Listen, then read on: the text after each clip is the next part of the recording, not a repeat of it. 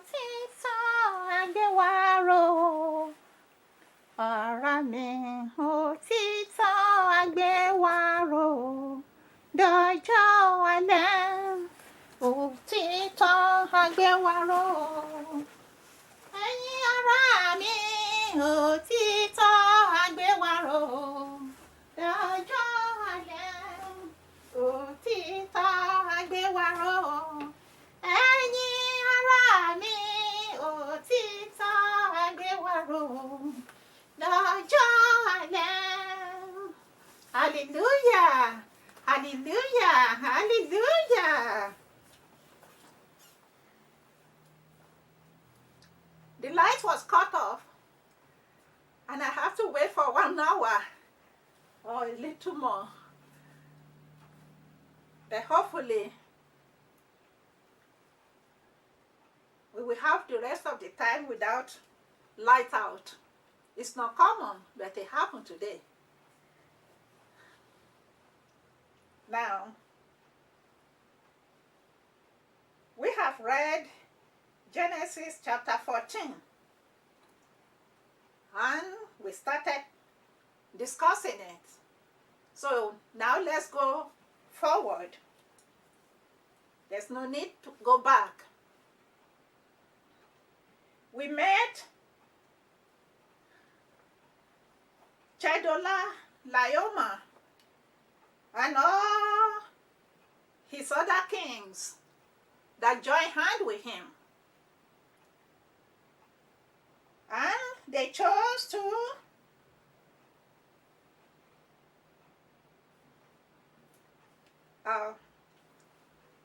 combine their effort together to fight the other group, among which is Sodom and Gomorrah. According to this chapter, Sodom and Gomorrah, Shinar, and Zoar, and other tribes have been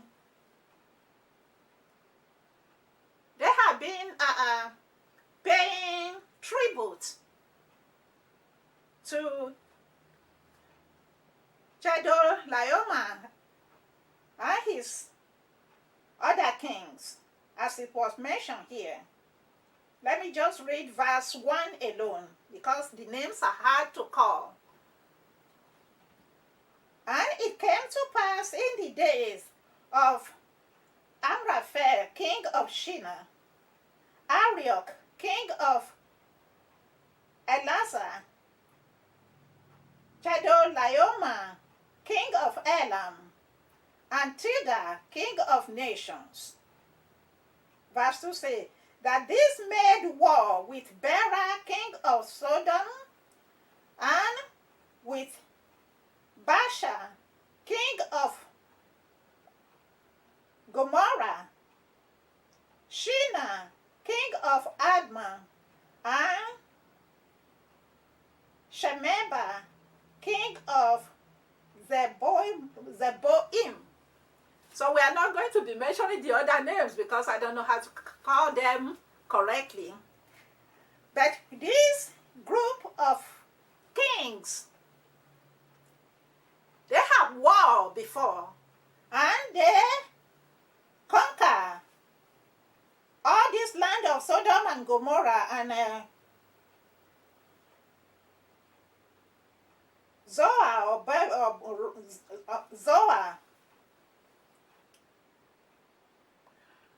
or Bela, as they call them. And they were paying tribute to them. To the first group in verse 1. But now, it's been 12 years that they've been paying tribute. And they decided that it's enough. Let us live on our own. We can live on our own. It is enough. We have paid tribute for 12 years.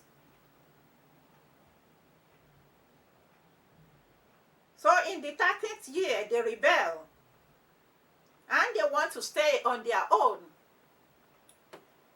But Chedorlaomer and his own family of kings, they don't want them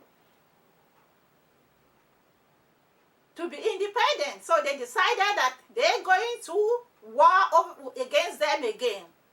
And they gang together and they started to war, going from tribe to tribe, land to land, destroying them, taking their goods. Like I said in the beginning, I call it the highest level of stealing from others. We kill them, take their goods, take their wives, take their children, take their animals, and make themselves rich. And when you see that, you know that devil is warring on earth. This is not a war against sin. God war against sin. And we will see how God war against sin when we get to the children of Israel coming out of Egypt, going to this land, the promised land. Because all these lands are going to be eradicated at that time by the power of God. Because of all this kind of sin is the reason why God going to eradicate them from this land when God decided to war against them. And so they decided they're going to destroy as many people, as many lands, as many group of lands, or group of people, until they have the people who will continue to pay them tribute. So they set the war at a very treacherous place. And at this part where they set the war, they said is slum pit. It's full of slum pit. That is the way I understand it, like places where people can walk and fall, a treacherous place. And they war against these people, and Sodom and Gomorrah, they fell over there in the war. And the rest of the people ran for their life. To me, it looks like Sodom and Gomorrah are the powerful leader among them. So the rest of them decide to run for their life. If the leader fall, then people who follow them run for their life. That's the way it looks to me. And so, Chedorlaomer and his group of kings, they gathered the tributes together. They gather all that they can get from Sodom and Gomorrah and all the other groups. They even carry Lot, the son of Abraham's brother, with them. And we read in chapter 13 that Lot went to Sodom because Lot thought there is plenty green land there, fresh place, river is there where his animals can graze and his riches can increase and compounded. So when Abraham said, "Look, Lot, we don't have to be fighting with each other. We are brothers. You are like my son because you are my brother's son. So for your people, the people that work for you, the shepherd, to be fighting my own shepherd, it's not going to be a good thing between us. If we end up with you and me being maybe an enemy, or just not like each other, or not be faithful to each other as we used to be growing up." Because when the father of Lot died, his grandpa, Lot's grandpa, and Abraham were were the ones that have to raise Lot. And now they are fighting, they are shepherds are fighting each other. So with humbleness and with the fear of God, Abraham said, let's separate. This is a very big land that God had brought us to. Because God brought them all the way from they crossed the river to come to this land, according to how God guided Abraham. And God promised Abraham that this land I'm going to give to you and to your descendants. But it was the early stage that time. Even Abraham had not even have any child. He was still in his 70s. And Abraham and Lot separated, and Lot took the side of Sodom at that time. But now war came and conquered Sodom and Gomorrah. And and Lot was taken. And Lot's wife and Lot's animals and goods were taken by their opponents. Unfortunately, somebody that know Abraham with Lot was present among the people that are fighting the war. So this man ran and went to Abraham and said, your brother is taken in the war. You have to do something. You have to do something and help Lot. And Lot, as we knew from the chapters in the Bible, we knew that Lot is a good person. So I believe that they love Lot. He's a good person. He's not a bad person. Although he has covetousness that led him to go and lead and live at Sodom. So Abraham could not let his brother perish. With the love he has for his own brother that born Lot, and with the love he has in his heart for Lot himself, even though Lot decided to take the portion that has green land and left the desert for Abraham, instead of letting Abraham decide which land he wants first, Lot decided to take his own side first. And now the side he took become problem to him. And it's going to become big problem to him in the future. So, with the love of God in Abraham's heart, he decided, I'm going to save my brother. And Abraham being a very rich man, he's not just rich in goods, according to the blessing of God in his life, because it's God that blessed him. And actually God blessed him by making his enemies bless him, by making his enemies provide everything that he needs for him. The Lord blessed Abraham abundantly. And the only thing Abraham lacked is a child of his own. But of servants that were given to him by other kings, the other kings that saw the power of God in his life and knew that he is a prophet, and God laid his hand on them because they took his wife. They blessed him. And they blessed his wife with slaves and with goods, with silver, with gold, brass, with everything, animals. They blessed him.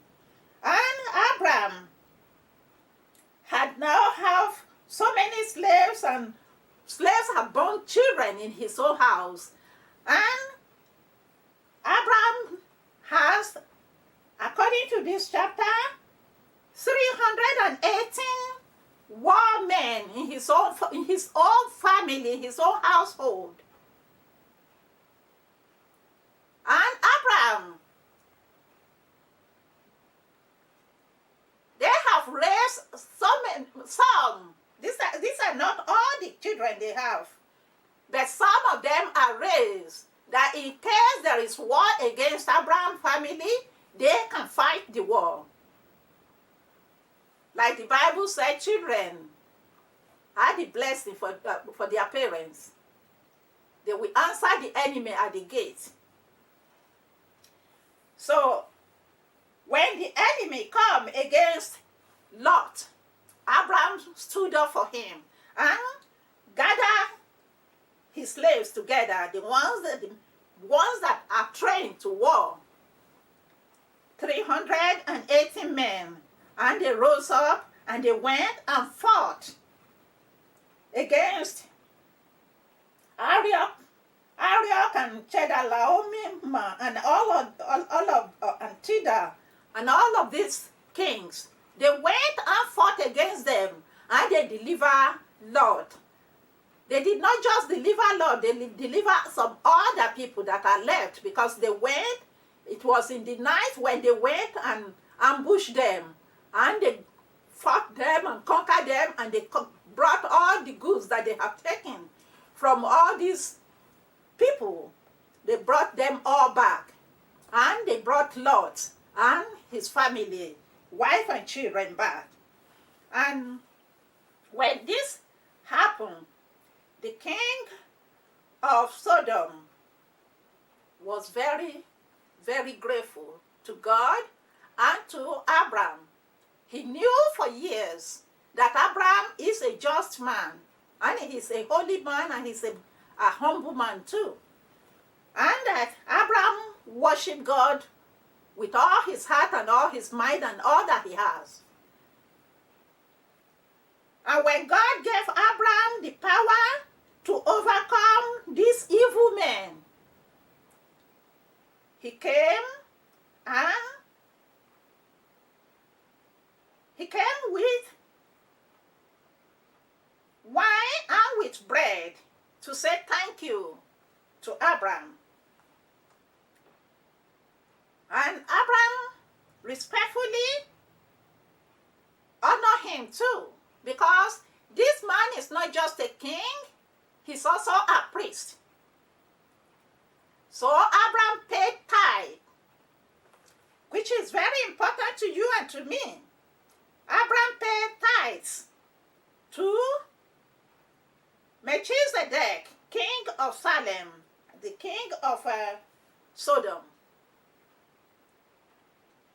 He paid his tithes. And you might say, what is important in paying tithe? God said, if you don't pay your tithes, you are stealing from him. Because God set up the tithe to be paid by all people. When you go to the church, you have to pay your tithe. So when they brought the plate of offering to you in the church, the two offerings that are very important to you, one of them very, very important is the tenth. And the offering, that one is anything that you can afford. Jesus used the old lady that brought one an amount that is as small as a penny. I think it's a mite, they call it. And that was all that the woman has.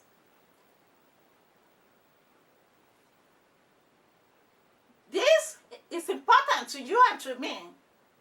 In whatsoever work we do on earth, we have to pay the 10th part of everything that we made every month.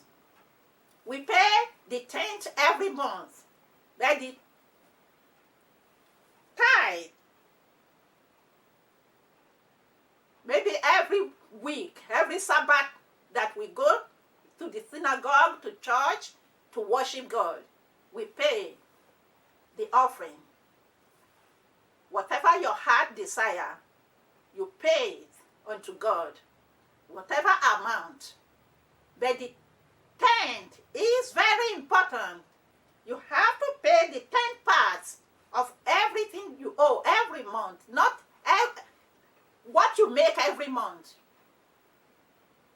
If for this month you make $100 as profit of whatever you do, maybe how much they pay you every month. Say they pay you $300 every month. I use that as an example. I don't pray that they pay you $300 a month. Let's say they pay you $3,000 a month, for example. Out of that $3,000 a month, you have to pay $300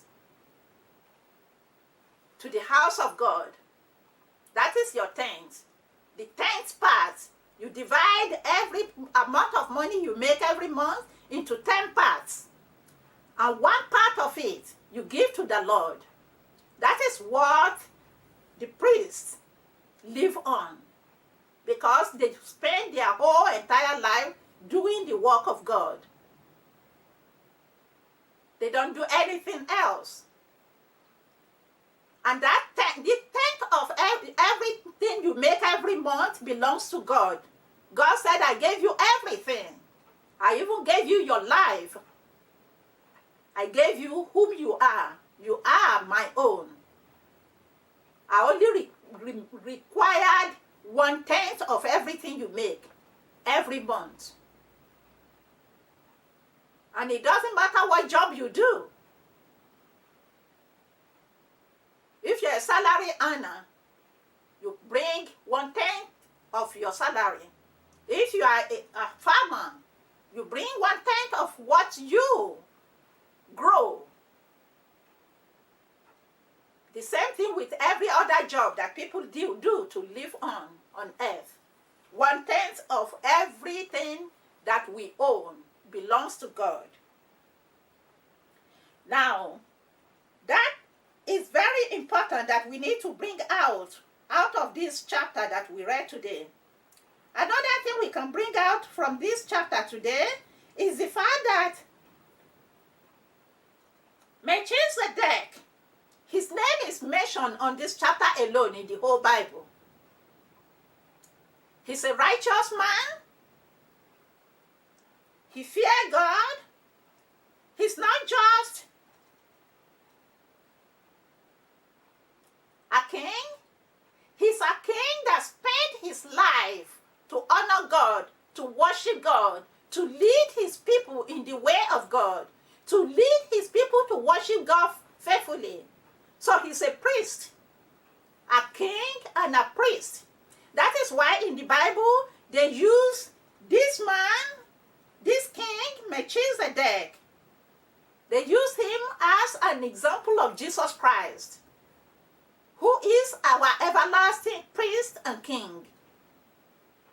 So they say he is a priest and a king like Melchizedek.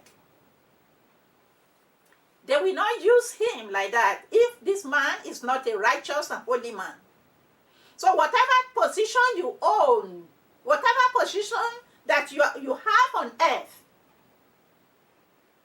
from the top of the highest position on earth, which in their time is king. Today is kings and presidents, and I think king and president is the highest that they have, or that we have today. Everything else or every position is below those. I think I might not be right. If there is any other position apart from the position of Jesus Christ and of God, think of it. This man humbled himself. He came to Abraham to say thank you for delivering these people from the hand of their enemy.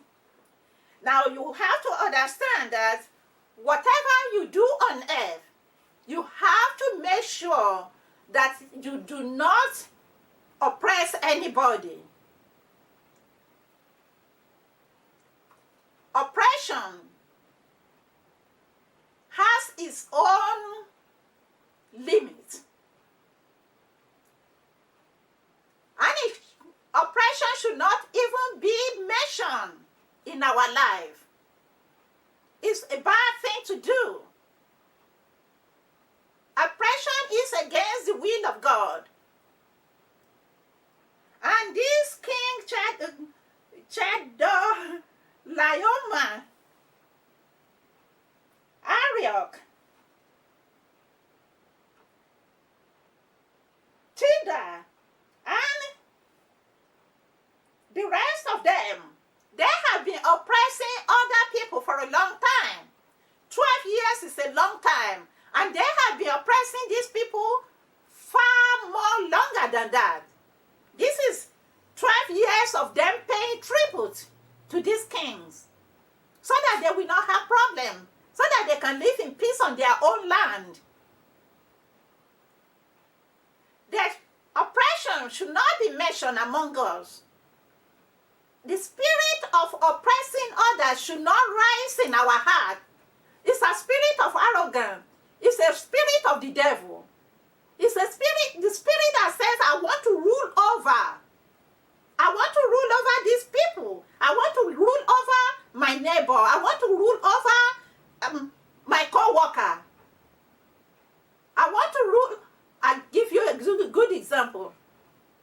I finished my master's degree and I have no job. And I was looking for a job. It was winter. I was looking for a job everywhere.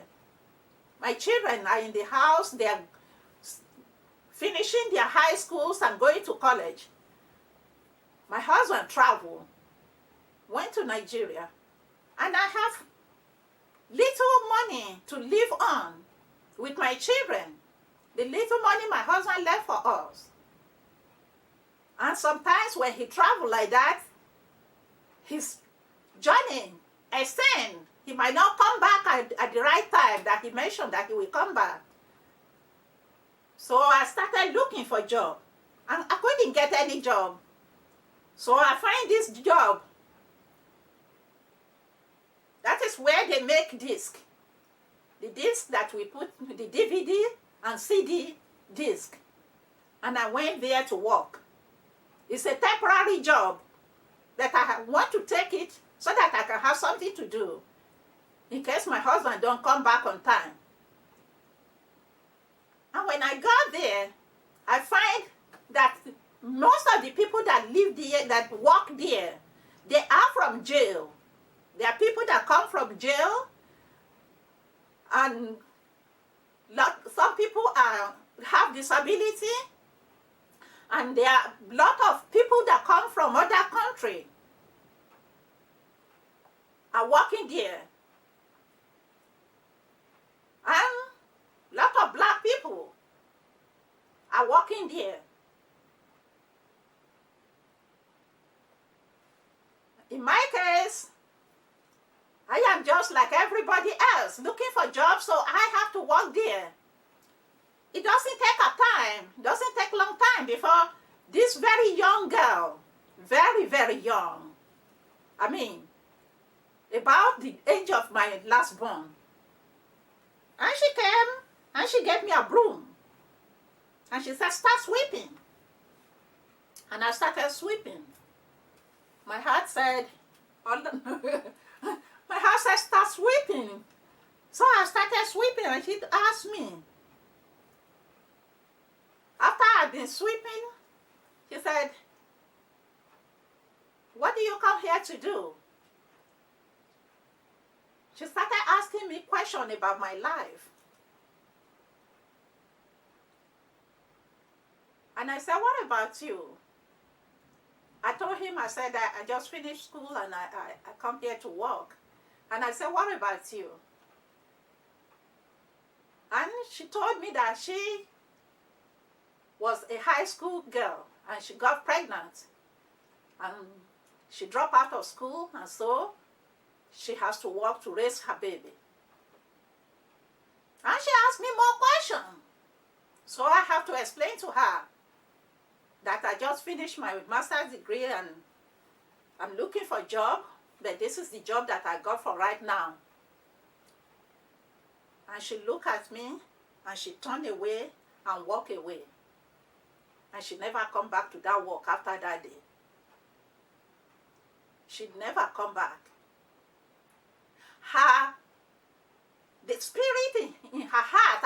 the way I read him, according to the way I read her, is to humble me and to depress me.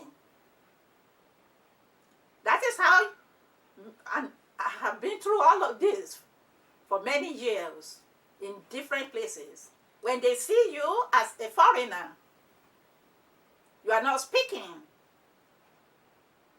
like they are speaking their language. The tonation of your own primary language is showing in your words. They quickly see you as a slave, and they will treat you that way. They quickly see you as one that does not belong here, and they will treat you that way. And I went through that all my working years here. In fact, from the very year that I started school here, I went through that. It hurt. But only God can deliver me. And He did deliver me. My God did deliver me. And today, I can raise up my head and said, the Lord God Jehovah, He is a deliverer. A merciful God that delivers those who have no power and have no strength of their own. And He did deliver me from them. That child never come back to that work again from that day. She is an example of an oppressor. Like these kings of this land that oppress their own neighbors. We should not by any means let the spirit of oppression, the spirit of pride, which was the spirit that these kings have, we will rule over them and make them serve us. We should not let that spirit come into our heart. No matter what position God put us in on earth, we should be a humble person like Abraham, who was Abraham at that time. We should be a humble person that honor God and keep the commandments of God, that people can refer to as a righteous man, like Melchizedek, the priest, like Abraham, the prophet of God.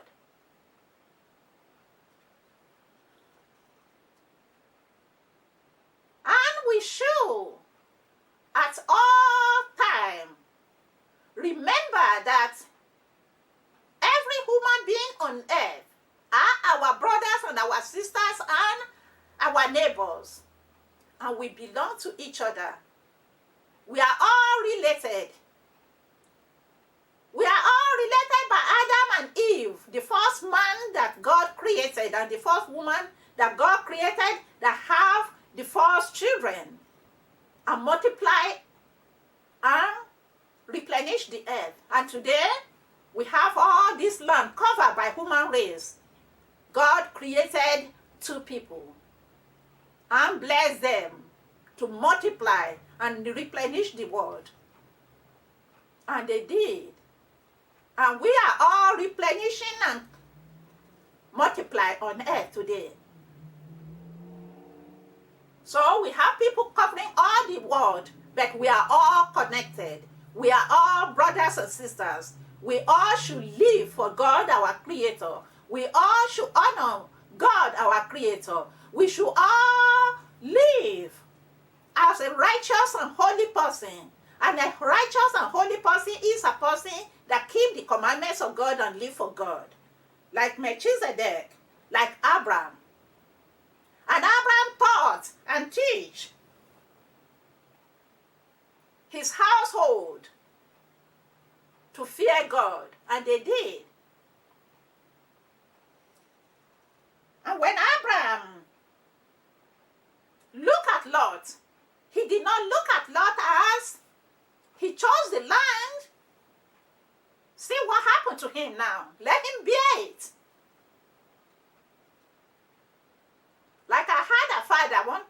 talking about his own son, whose car broke down in the middle of the night. And the son called his father and told him, I am at so place. My car broke down and it was dark. And the father was watching television. And the father said, in my language, Tietiba. In English, it means his calamity had come unto him. His calamity had overtaken him. That is very wrong. To say that the calamity of that person had come and leave that person in the darkness, where there is nobody to help. That is what people do today. And that is what God hates. Instead, Abraham showed us the right way to live. Abraham showed us the way of God. When Abraham heard about Lot, he did not say his calamity come, let him bear it. And stay at home like that father stay and watching TV. While his son is on the streets in the darkness with nobody to help. Abraham quickly get his people, all those slaves and their children that can fight war. He got them up. Let's go and save Lot. Whatever Lot did, he forget it and forgive Lot. He could have said, Lot decided to have the blessed land and let me take the desert land. Now see what happened. Let him bear it. Lot did not say that. Abraham did not say that to Lot. Abraham said, let's go and help Lot. Let's go and help people of Sodom and Gomorrah. Let's go and deliver these people from these oppressors. Let's go and get them back from the oppressors that were carrying them as a booty away. And he did. And they went. Abraham and his 318 people, they went and they ambushed them in the night and they conquered them. And they got all the booty that they took from Sodom and Gomorrah, from Lot and all the people that live around them. They got it back. And they got it back and got Lot and his wife and his children and all his goods back. And it did not just stop there.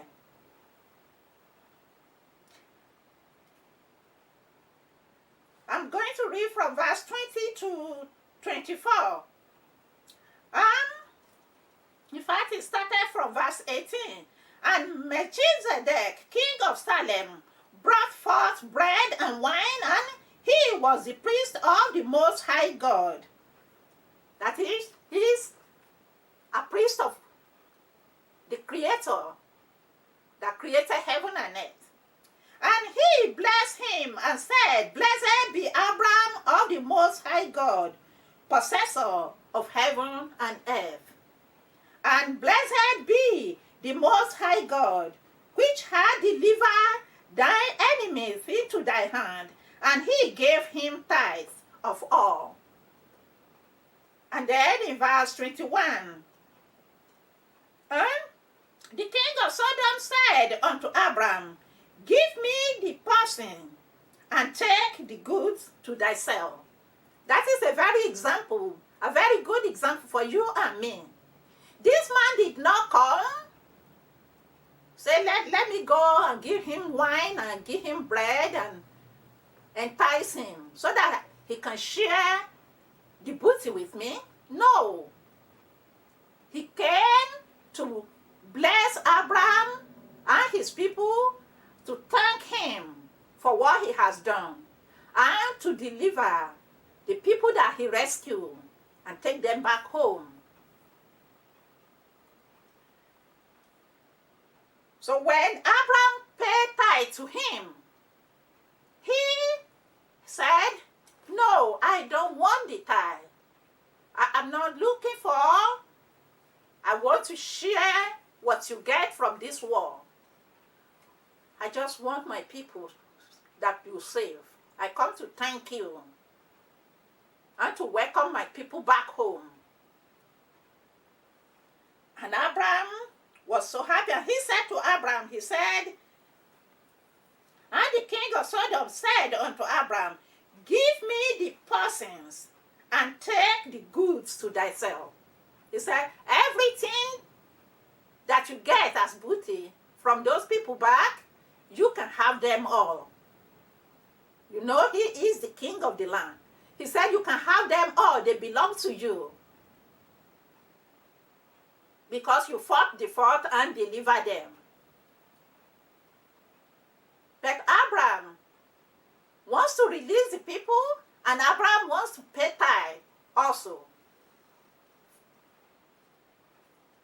So both of them portray to us what is good. We should not be covetous.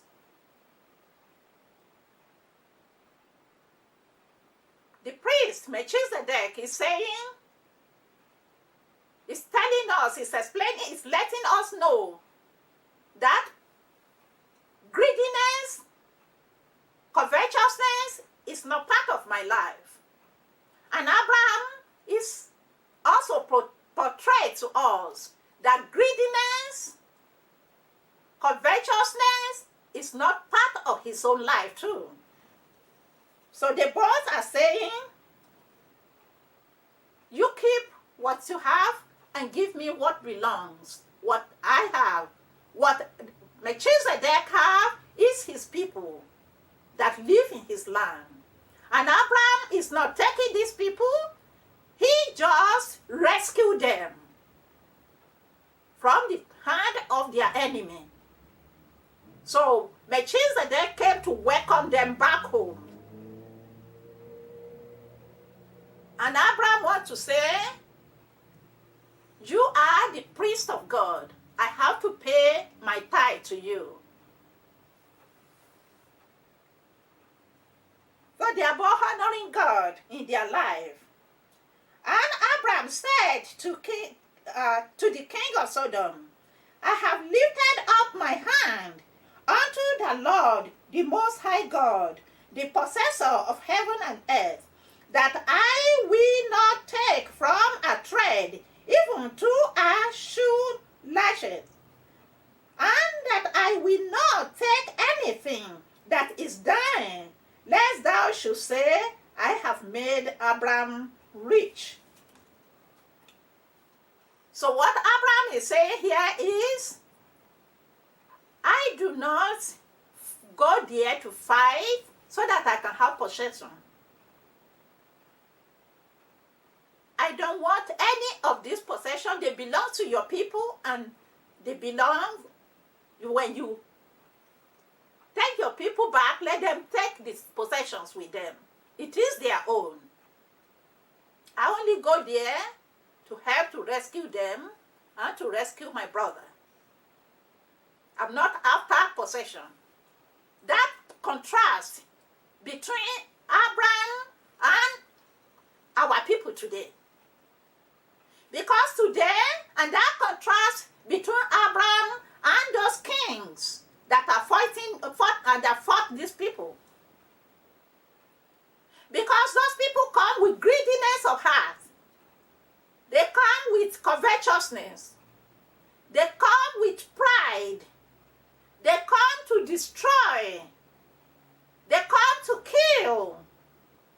They come to give sorrow. And the eyes of God was looking at them.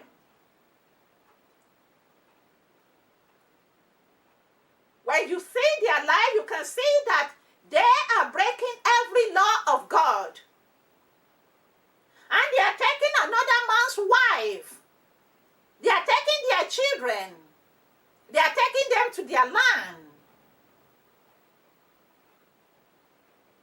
to go and serve them. This is against the will of God. It's not that these people are fighting you because you are a sinner. No. I'm fighting you because I want to get your possession. It's their desire. I'm fighting you because I want you to stay under me. I want you to continue to pay me and serve me and be my slave forever. 12 years is not enough. I will continue to frustrate you. I will continue to chastise you. I will continue to do anything I can do to make you fear me and continue to pay me. But God said, no, that is not the right way to live on earth. I will deliver these people. And with just 380 men, God delivered those people from them. You know, they are many. They are not just one city. They are all their cities and their villages coming together to fight against these people. And God intervened. Now, don't you live the life of these kings. It's the life that God hates. Anything that will cause your other people to be unhappy, anything that will cause the other people to be afraid, anything that will cause other people to feel like they are less than human beings, anything that will make other people to serve and not be able to raise up their head as a human being and be strong in their mind and live a life of peace. Don't do it to anybody. Don't frustrate anybody. The Bible taught us to walk with our hand and live and worship God with reverence and with love and humbleness. That is what the Bible taught us. That is what God desired of us. To worship God in righteousness of heart, like Melchizedek, like Abraham and his household. And to do the will of God, keeping his commandments.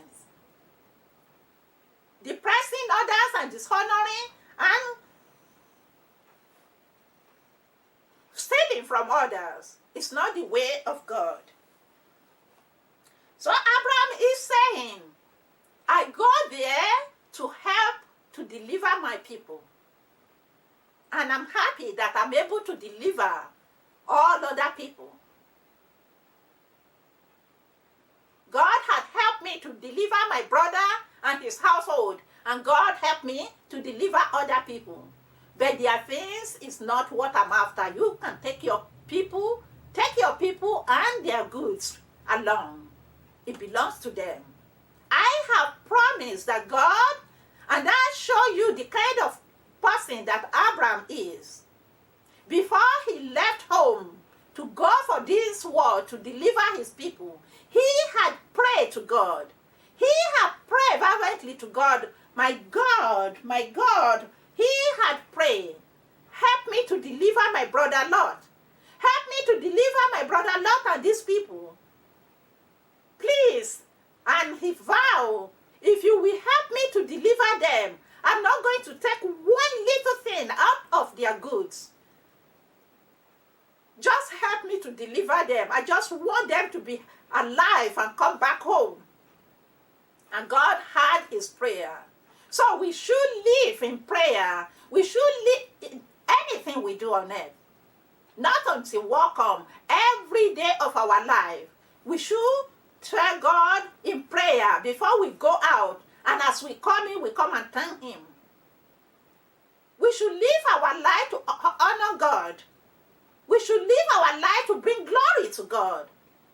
Abraham lived his life to bring glory to God in this fight, in this war. Abraham prayed fervently before he left home, and God answered his prayer and delivered all the people into his hand and brought his people back home. And Melchizedek came as a priest to bless Abraham for what Abraham has done and to bless his household. Melchizedek deliver his people and welcome them back home. Even though he cannot go to war with them, he was at home praying for them. He was at home calling on God to help his people, to deliver his people from these evildoers. So we should be praying all the time. We should pray when we are in joyful time. We should pray when we are in trouble. We should always pray. Because we don't know what we're going to meet out there. I use the little girl that wants to depress me at work as an example. You don't know what you're going to do there. And you know what? After I told this little girl about my short little life that she was asking me for, how I get here, who am I don't know who went to the office to tell them that there is a woman here that has a master's degree in technology and engineering and is here working this line work here. I don't know who went and told them. But somebody came from the office and asked me to come to their office. And when I got there, and they said they want to give me a job. They want to give me a job, a good position. But I was unable to take it. Why? Because I will have to work on Sabbath day. Their shift is you work 2 days and take off 2 days. And when you work in the office, you're going to work that Sabbath day, either you like it or not. And I explained to them, I cannot work Sabbath day.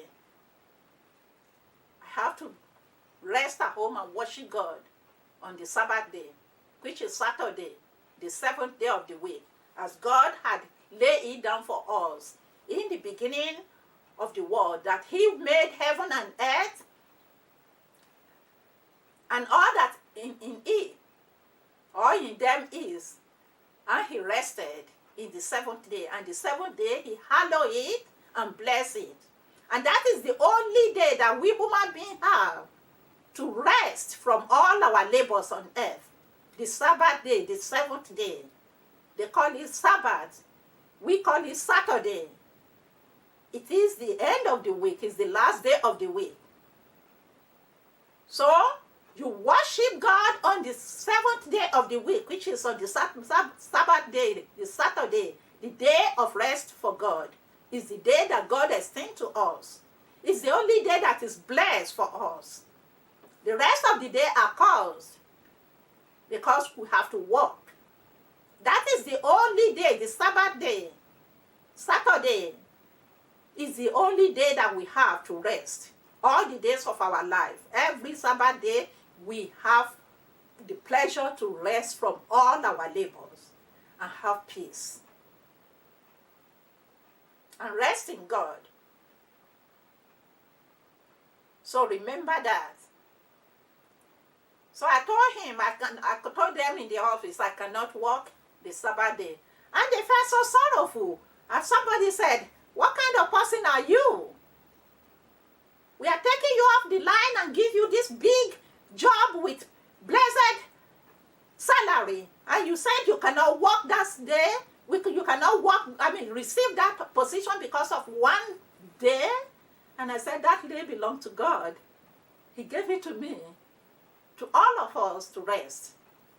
They were so sorrowful for me. They were so sorrowful for me, very unhappy. They even spoke to each other, asking, what kind of person is this?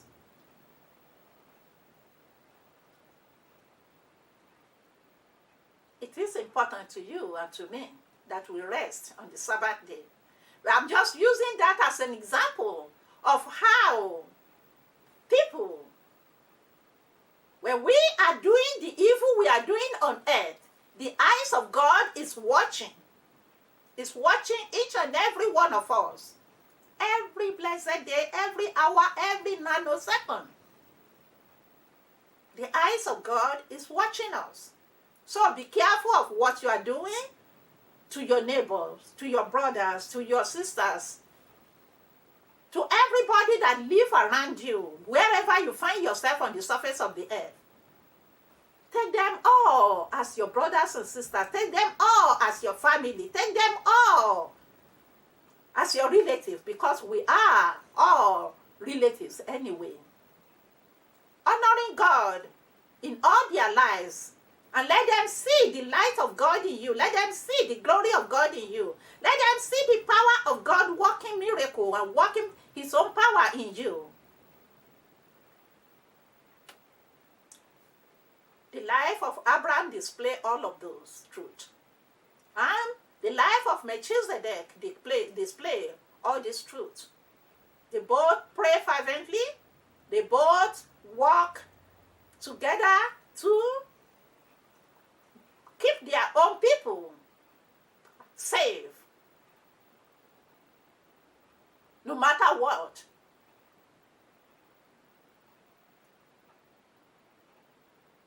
They both honoring God in their life.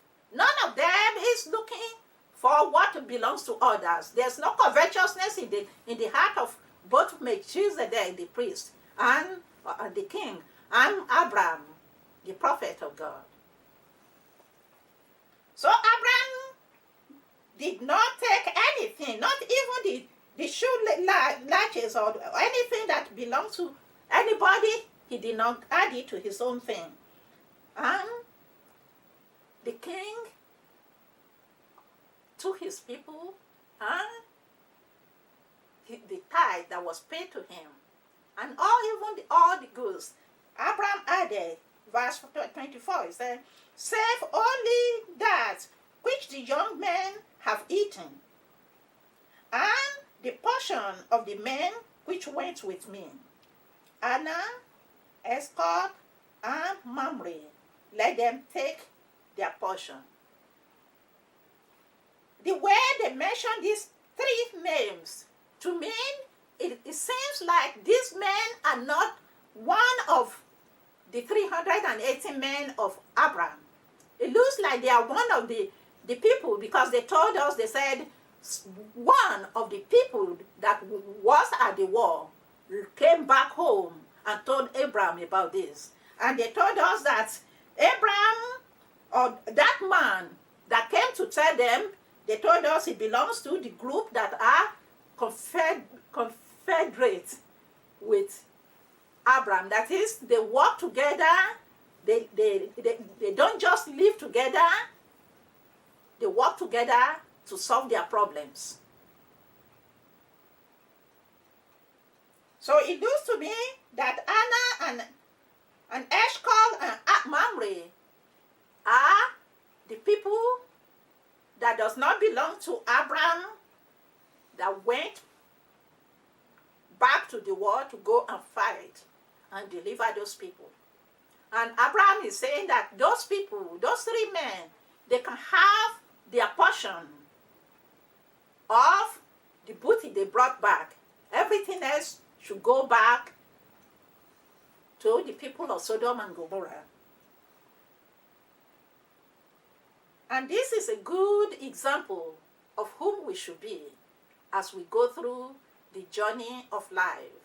You can see the 10 commandments of God coming up from these chapters.